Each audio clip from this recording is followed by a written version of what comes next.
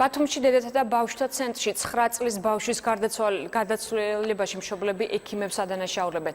დაყოფულის ოჯახის წევრების განცხადებით მაღალი სიცხით მოზარდი საავადმყოფოში პირველად 30 ოქტომბერს მიიყვანეს, მედიკოსებმა კი მას საჭირო გამოკვლევები არ ჩაუტარეს და სათანადო ყურადღება არ მიაქციეს. დაყოფული ბავშვის ოჯახი ეგრეთ წოდებული ოცნების ქალაქში ცხოვრობს, სადაც 1000-მდე თვითნებურად შესახლებული ოჯახია. ბერიძეების სოციალურად დაუცველი სტატუსი აქვთ. კაბინეტიდან ბავშვი არ ისინჯება. ყველა წუთში ბავშვი იცვლება. ავადმყოფით უნდაც დიდია. თქვენ მოგაში ვადანაშაულებ პარასკევის მორიგეს. მოჰედი თავი არა უწევია, ამარი და მთელი ექიმები დამასია. მისისი არ ცხოველია. შემოსვლას იყო გამოხატული შოკის სიმპტომატიკა, პოლიორგანული უკმარისობა.